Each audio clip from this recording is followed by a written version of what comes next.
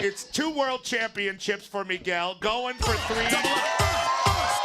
Just did another deal, and how could he not after such a magical postseason? But just give us an idea. It's been such a magical time for everybody in the city. I can't imagine what it's been like for you, your family, and your teammates. What's this offseason been like? It seems like it's been very special. Yeah, it's been overwhelming, to be honest with you guys, but I didn't want to walk away from it because I know what happened was really special. Having happened in 25 years.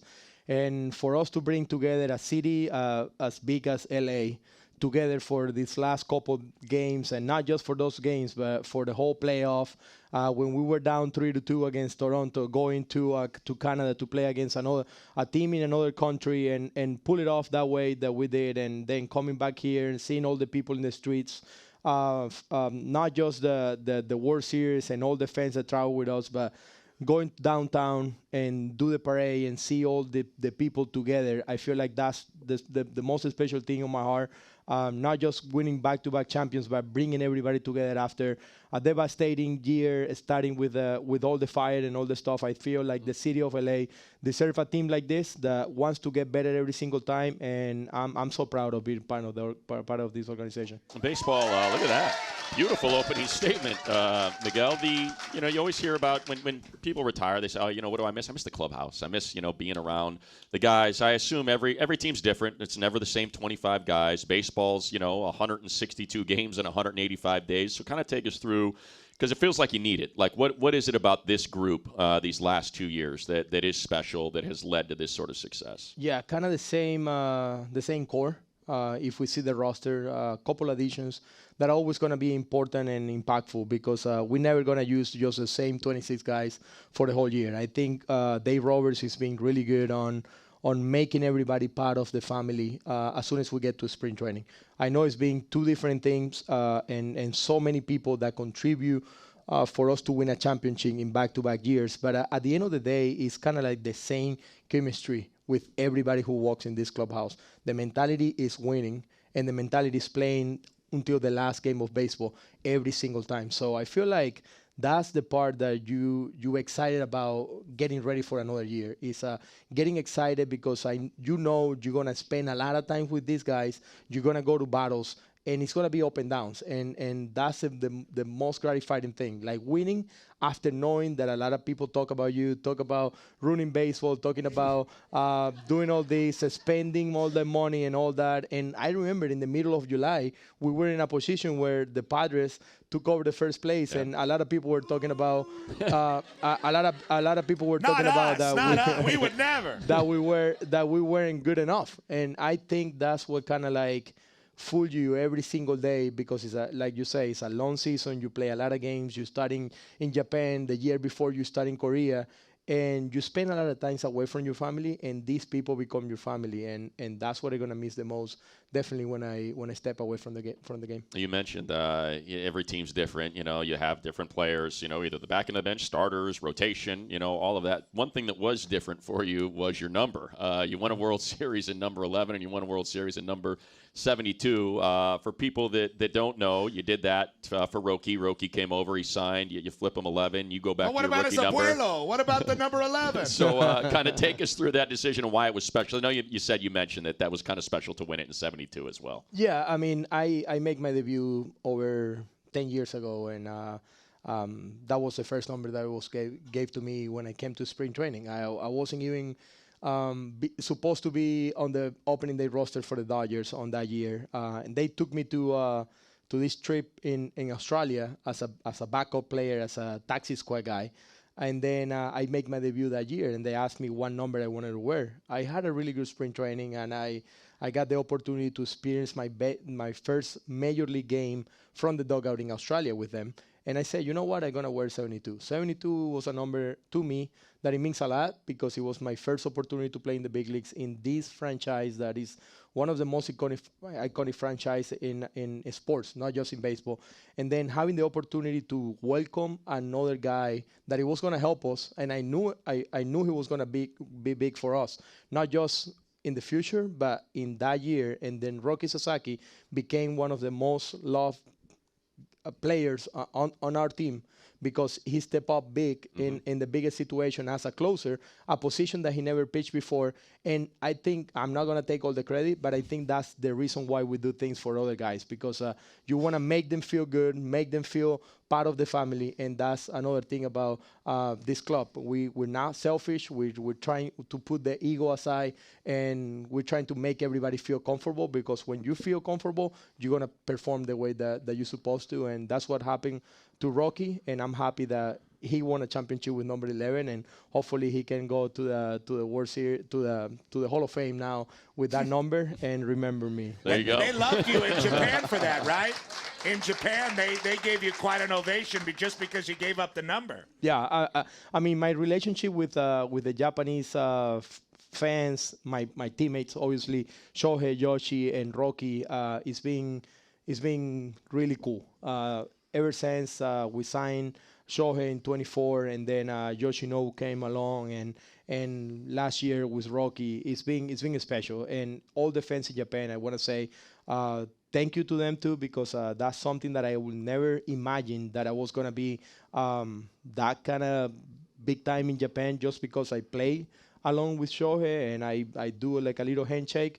But now it's beyond that. It's my personality. It's what I like. I like the culture. I like the traditions, and I like the beer. You know, and hey, Sapporo right in front of us. I love Feel free Sapporo. to crack it if you want to Yeah. drink it. I mean, it's that kind of atmosphere. Yeah, I love Sapporo. I love sushi, and I feel like it's a special connection there with the Japanese culture, especially because we have a lot of Japanese people here in LA, and they support us, and they come to the field, and they show me love on social media. And I went to Japan, and it was amazing. I was hitting batting practice. I was hitting homers in batting practice, and they were clapping for me. So that was something that I will never forget. If it's not for Miguel Rojas, there's no way that the Los Angeles Dodgers are back-to-back World Series champions. That's true. We're talking about real history, but, you know, it's not always been a great ride for you. I mean, there's always ups and downs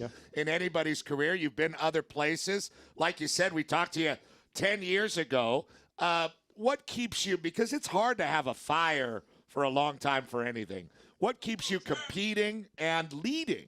You know, even on days that you're not playing, there's still leadership in the clubhouse. What keeps you doing that year in and year out, keeps you engaged in that way? I just feel like the mentality that I have, you know, like I knew I wasn't going to be like that superstar that is Shohei Ohtani or Mookie Betts or Freddie Freeman. There's so many of them, you know, like not everybody can beat that guy. But, I mean, every clubhouse, every organization needs these guys that kind of put themselves aside and kind of help everybody else to feel better and to do their job a little bit easier. And I feel like that's something that I always live through in baseball and in life too. If I make you better, my job is going to be a little bit easier. So that's what I try to do ever since I came to the Dodgers. They were really honest with me. They told me, you're going to be a utility guy on this team.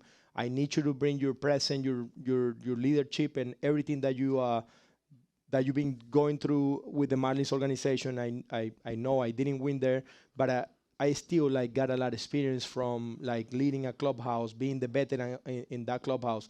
And when I came here, I just like continued to be myself and trying to help everybody to get better.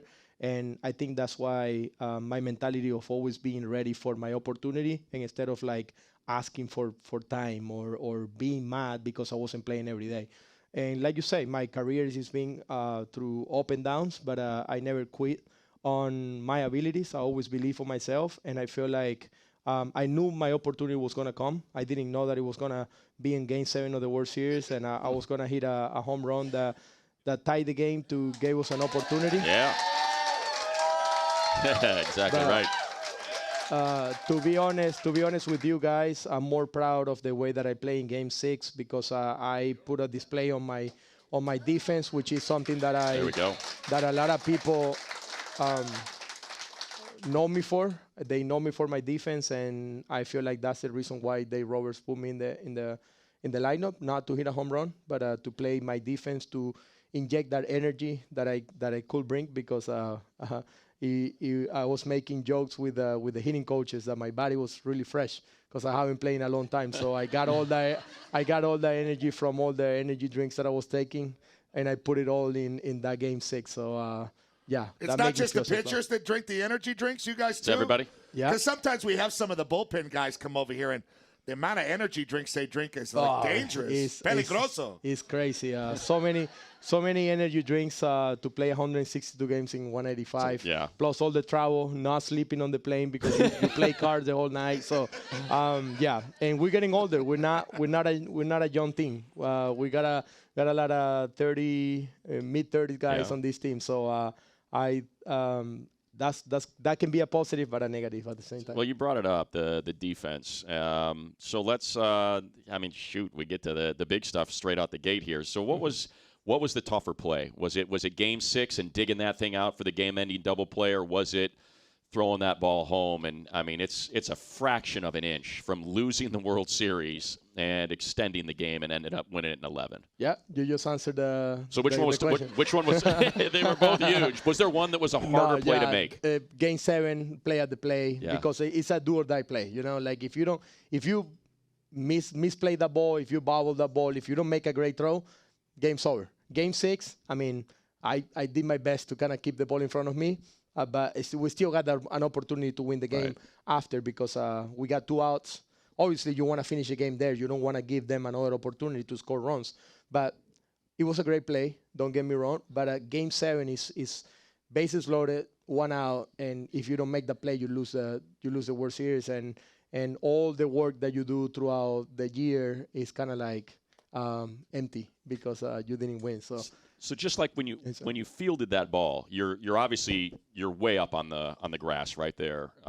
Did it, because it looks like it was not an easy throw. You kind of have the ball here. Kind of take us through. Did it get on you quick? Did it take a weird bounce? Because that was not an easy exchange to get that thing fired off. Yeah, no. For a lot of people who don't know, we play in a regular grass in LA in majority of the fields. In Toronto, got this artificial grass. So the ball bounced different on the artificial grass, and you could see in practice we were missing a lot of ground balls when we were taking like infield in. Like in the position that I was. And I felt like when the ball was hitting with this like weird top spin and I have to go backwards on it. When I catch it, I kind of stumble a little bit. I lose my my foot there and kind of like, I don't know how I regroup and I planted my feet and I make a good throw. But that's what happened. When the ball was hit, I took a bad route to the ball. I didn't go straight to the ball. I went back just because of I was thinking about the back hops that this ball take. But I'm glad that I gloved it and I play my feet and I make a good throw. But it was amazing. It still give me anxiety every time I. You just think about it. Yeah, I think about it because you can see my reaction. I put my hands on my knees and I was just like being grateful that we got that out. And we will get into the home run maybe in the next segment. But before we get too far ahead of yourself, we were talking about your defense and what a special talent you have for that. Was that something you had as a young man when you were starting? Was that what everybody noticed about you first when it came to baseball? How did you develop those skills? Because there's a lot of creativity and like an art that goes in when you're that good of a fielder as you are. Yeah, everything started back in Venezuela. Watching Omar Vizquel play. I think that's the reason why I decided to be. But you keep your shirt buttoned up higher than him. His is all the way. Yeah, Omar was a wizard, man, on the field, and he won 11 Gold Glove and great shortstop, great player, so good with his instincts and the way that he played the game. I really like him because he was never like the best arm or the taller guy from that generation. You know, he played alongside Derek Jeter, Alex Rodriguez, Kyle Rickham Jr., but Omar continued to be kind of the best shortstop in that era. I know he didn't hit the same way that the other guys hit, but I felt like I wanted to be a player like Omar Vizquel, and that's the reason why I decided to train really hard on my defense. And I don't know, it's God-given. Like the talent, it was just there. Like a lot of the scouts told me that that was the tool that it was going to take me to the big leagues. And it's definitely an opportunity here to talk about that because I think a lot of young players put their mind on, I need to hit to continue to get an opportunity for college or for professional baseball and to go through the system. But remember, if you don't have a position and you hit a lot, but they can't really put you on the field, it's really hard because you're going to have just 30 DHs on the league, you have to be able to play defense. And I feel like that's something that I always gonna tell young players to continue to work on their hitting and continue to do whatever they need to do, but make sure you get good at defense. And whatever the position you play, you gotta continue to play hard and find your position, because that's what's gonna keep you in baseball. And I think that's what I did. So I mean, I'm just kind of doing the math in my head here. I'm guessing that Omar probably made his debut maybe before you were born, or you had to be really, really small, I'm guessing. So when was it? Like 80, probably late 80s. Yeah, I would guess late 80s. Yeah. I born in 89. Okay. So, and you you never went to like, I'm a teenager now, I want to be Miggy Cabrera, I want to hit 500. Like that never shifted. You kept that defensive focus, even with, I think Alex Gonzalez, I want to say, was probably when you were a little kid as well. Yeah, Marcos Cutero was another guy. So I always you stayed on Vizquel though. Yeah, I always shape my game on like kind of 3 or 4 different players: Omar Vizquel, Marcos Cutero, and Martin Prado. All guys that kind of play all over the infield.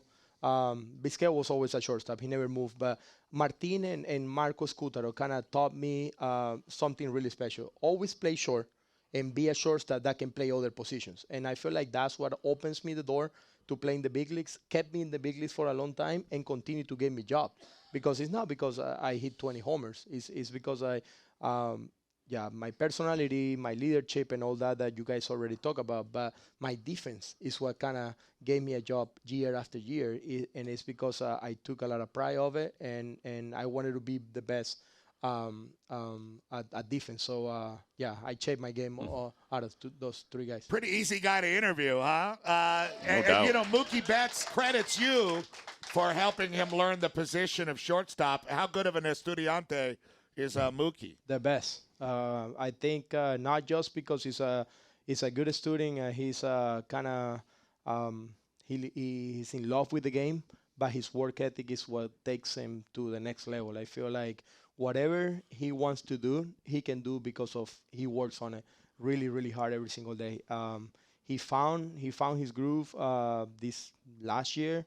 You guys could see the difference between 23, the couple games that he played, shortstop. Then 24 wasn't that pretty, but 25 was a Gold Glove caliber shortstop. And it was, if it wasn't because another guy had an amazing season at short, I think Mookie got all the credit to get that Gold Glove at shortstop, and he's going to continue to do whatever he wants. If he wants to move back to right field, he's going to be a Gold Glover over there, and it's because of the work ethic. He comes to the field every single day to prepare, to get better, and I feel like, he credited a little bit to me, but I credit it back to him because the way that he plays every single day. I was just an asset for him to kind of like share my experience at the position that I think he couldn't get with any coach. Because one thing is the things that you do every single day to get better at fielding or throwing or moving your feet, but the experience of like knowing that this guy is pulling the ball or this guy is staying through the middle, that this play you should throw to third instead of first. So those are the things that I'm there for Mookie every single day, and I'm willing to continue to do that this year and hopefully next year when I'm starting to be a coach. Pretty hard not to be excited about the next 40 minutes with Miguel Rojas after that start. We are inside the locker room. We'll step aside here for a minute. We're going until 5 o'clock. 2 more segments with Miguel. A big thank you to our friends at Verizon Wireless. It's going to be a dance party in here during the break. Putting this thing on, a packed house inside the locker room as you would expect as we make our way forward on your home of the back-to-back World Series champion Dodgers, AM 570 LA Sports. You were not able to make it in. We have got a heck of a crowd all enjoying Miguel's company. Oh, he took pictures of everybody during the break. Talk about it. Banner afternoon here on your home of the Dodgers, P. We're live inside the locker room, brought to you by Sapporo. As we have, is this cold? It's cold. Should we crack them? You know Miguel has a Sapporo tattoo. I didn't know that. You want to crack them, Miguel? There we go. Yeah, good. Of course. Let's crack them. Salud. Cheers. Cheers, guys. Yamas. My favorite beer right here. That's right. And brought to you by Verizon and our friends. We're talking to a real hero of the Ciudad and beyond, Miguel Rojas. Now, before we go any further, let's talk about that home run because it was very special. It happened here on the radio. No one will ever forget it. It'll be like Kirk Gibson and Freddie Freeman and his teeth It'll go down in the history of Los Doyers in town. So let's hear it on the radio live when it was recorded on AM 570 LA Sports. Can Rojas fight his way on base?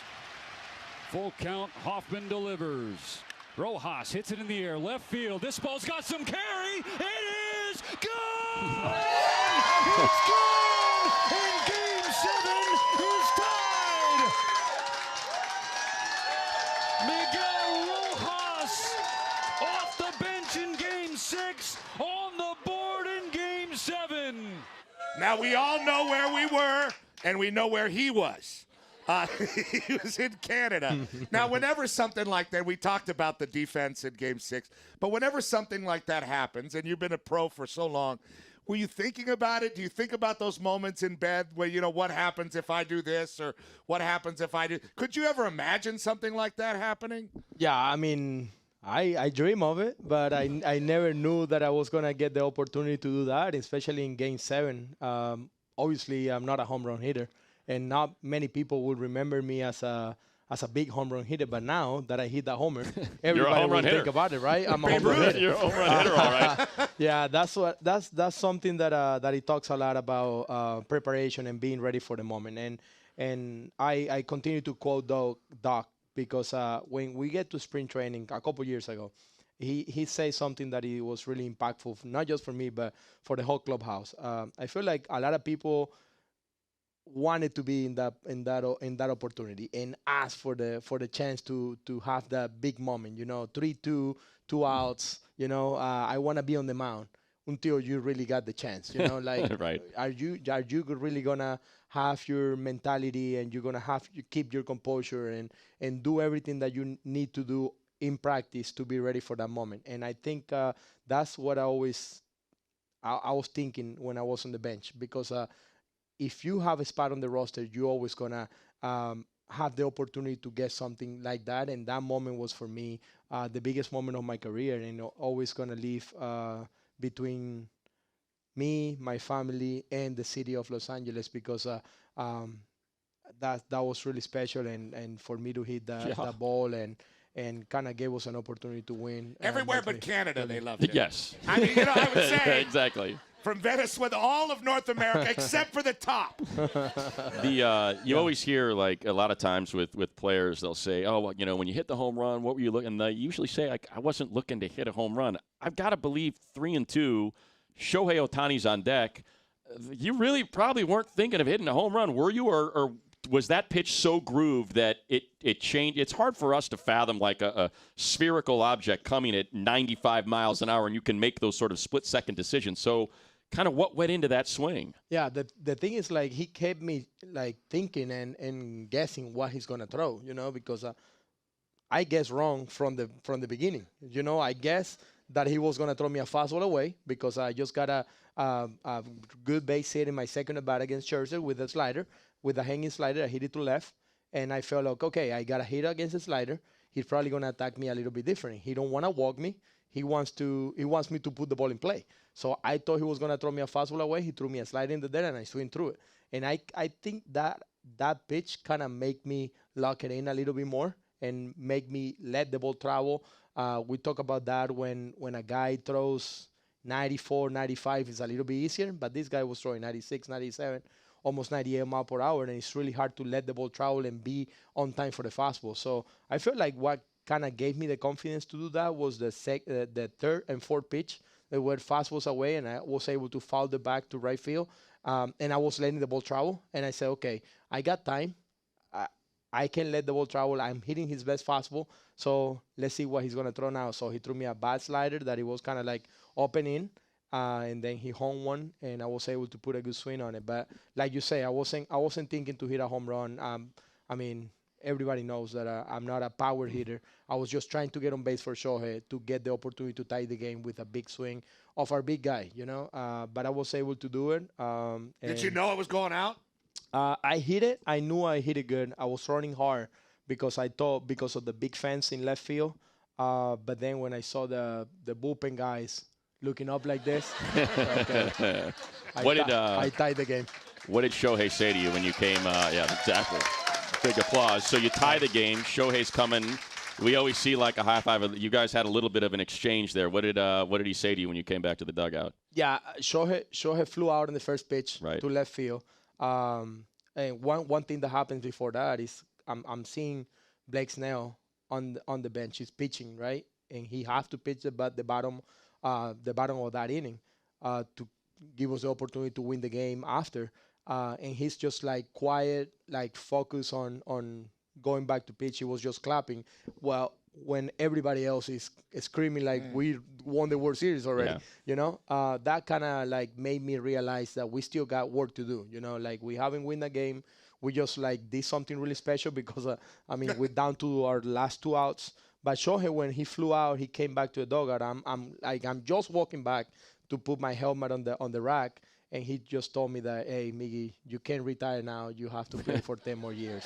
10 more years. So I say, so there you go. You're stuck for 10 more years. Shohei, I play 1 more year with you, and then after that, I'll be coaching or doing something else. But that was special because, I mean, when you put everything on context and how great Shohei's been through his career, not just on the field, but off the field. And the way that he carried himself, the way that he was like working so hard on getting that speech the other day, and it was flawless for the MVP. And I think that's the greatest player of our generation, if not the best player that ever played the game. For him to come to me and say something like that, it means a lot, and it's something that I will take forever. The one and only Miggy Rojas, our guest on the Petros and Money Show, brought to you by Verizon Wireless. His favorite beer, Sapporo, and his Japanese teammates who love it as well. But it really is a global team. You've been on other baseball teams, other franchises in the minors. I mean, you fought your way all the way through. What is the feeling inside the Dodger clubhouse among those guys? Because you look around and this one guy sitting here is the best player maybe ever to play. Clayton Kershaw, generational Hall of Fame pitcher.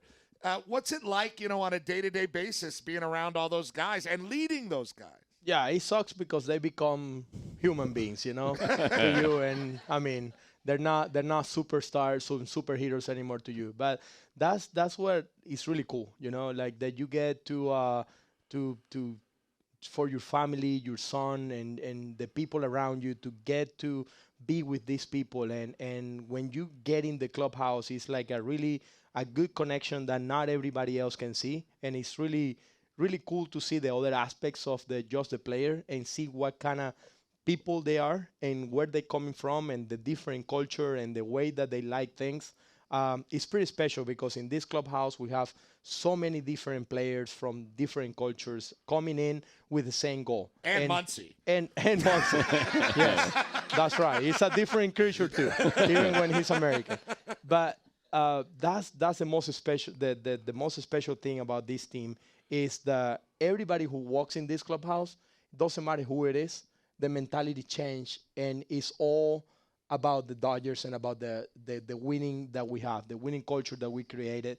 I mean, these guys they created before me and before us right now because they've been winning on a regular basis for a long time in the regular season. Now we put it all together, and now we're going not just to the playoff, but we're reaching another level, which is like if we don't win the last game of the year, it's a failure every single time, and everybody knows it. From the front office to the ownership to the manager, coaching staff, and us, we feel it every single day, and they continue to not make us be acceptable than anything else. And the reason why is because the general manager went out and got the best reliever of the free agency, and he got the best player on free agency this year, and that creates the competition that still needs to be alive. Older players needs to continue to do their job. And younger players, they can't really come in and say, okay, I'm just going to have my spot right here, and I'm going to be okay playing at whatever level. No, it's not going to be kind of like a flexibility of like, okay, I can be okay for a little bit. No, everybody needs to kind of continue to push themselves to be the best because we have the best talent in the room. Well, it goes by quick. We got one more to go as we'll step aside here, come back for our final segment inside the locker room, enjoying our Sapporos, enjoying our company, and certainly enjoying the centerpiece of it all, Miguel What a Friday Rojas. afternoon. My And gosh. where and when did you learn such I mean, you're a great communicator. I mean, I've been in this country for over 20 years now, There we so go. So it wasn't always- I better understand. It wasn't always like this? No, well, no. Fernando never spoke. I mean, he never talked to us. Well, because he might never think about being a coach afterwards, you know? Like Yeah. when you just have to play baseball, you don't need to speak English, right? Right. But I feel when you want to be a good leader, when you want to be a coach after, I feel like you have to put the effort of It's beautiful. like learning. It's and paid off. my son and my daughter are American, so they're Right. gonna They're like, hi, Dad. Hi, Dad. yeah, exactly. Exactly. So I do want to go to before. I want to make sure we get this in because I think obviously everybody knows about the home run. Everyone knows about the double play, about the force out at home. But because you were gone so quickly after you arrived, I want to go back to June 18th, 2014, because Clayton Kershaw's only had one no-hitter in his career. And for people that may not be aware, let's go to I think it was the 7th inning, right? 1 out. You're playing third base, and you basically save the no-hitter. Kind of take us through being a rookie, wearing number 72. Kershaw is through 6 1/3, and this freaking shot pushes you all the way back. If you can visualize the diamond, the farthest right corner of dirt, you've got 1 foot in the grass, and you managed to pepper a throw over to first and preserve the no-hitter for Clayton. yeah, that was really special. Top 3 in my career for sure. At that time, I was just trying to stay in the big leagues and help any way I can. And I go back to what I was talking about a couple moments ago when I say, when you walk in that clubhouse and you see a guy like Clayton Kershaw, prime Clayton Kershaw, he's the MVP of that year, Cy Young winner, face of the franchise, face of baseball at the time, and you see him like dominating every single star. Like the least you can do is play your ass off every single time you're out there. So I feel like that moment was really special for me, and obviously all the fans when I came back, that's the first thing that they remember. I remember Miguel Rojas from saving Kershaw no-hitter, and I didn't save anything. I feel like I just was doing my job, because if that ball goes through me, they probably find someone else that can catch it, and that's what I was thinking about. And at the end of the game, it was like really special that he came to me and say, "Thank you, Miggy," and we started to create a really good relationship, and he's gonna be one of my favorites forever. But that moment and that time in my career kind of make me realize that I was doing something good at my young age, and I'm glad that I did it with the Dodgers as well. Part of the great appeal of Miguel Rojas isn't just the hard work, the story, the leadership, the things we talk about. It's a style. A style. And a lot of people don't know, because we don't know the Van Cleef and Arpels. Most guys, they don't know about the necklace and the earrings. They see it, but they don't know. Could you tell the people? Because it's really beautiful. You got a lot. Yeah. Did you always have that style? I have it. No, I feel like shoes and Is kind that of like the same one we always see, the earrings and necklace, or do you have a few? Well, I paired the same color necklace, the Dodger blue. I paired it with the earrings now, so I brought it for this year, for Fan Fest and for the community tour that we're gonna do. But definitely, style always been part of my game, kind of.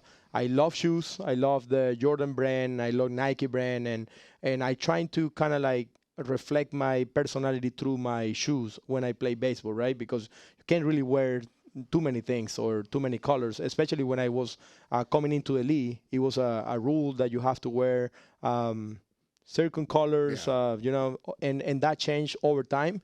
And now that you can actually express yourself a little bit more through the colors and the shoes and all that, I always been kind of like that. But nobody else wears the Van Cleef, though. Van Cleef, Your Van number, Cleef that's is, the number one. right, You only see right. that at like the Cannes Film Festival and stuff. That's pretty fancy. That is super style for the Dodgers. Yeah, that's so a great style. I came last year with the Van Cleef necklace because I feel like that's something that just the women's wear. I got a couple for my wife, and I said, you know what, I think this will look good because Mr. Van Cleef's going to call like you for a collaboration. Right. I hope so. They should. They should. You know, My right? God. I'm playing.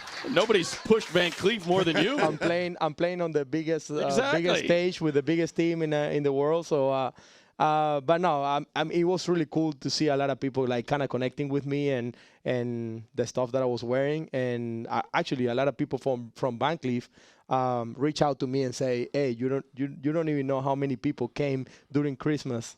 Trying to find the same necklace that he was wearing. So I bought 2 bracelets I got thrown out of my house. How about putting the guy on an endorsement deal? I mean, my goodness. Well, we're right up against it. We got about 30 seconds, 45 seconds here. So I do want to ask, you wanted to play for the country. David Vassay shared with us that you committed to the Dodgers the last time this thing happened. Yeah. And unfortunately now it's not going to be able to put together. But just it's hard for, I think, people in America to kind of wrap their head around the World Baseball Classic, but how important it is to so many players in this league. Yeah, WBC and putting the flag on your chest and like over your career is really important, and I feel like that's why so many players that accomplish so much during their careers, they always talk about like how the experience was in the WBC, because it's different baseball.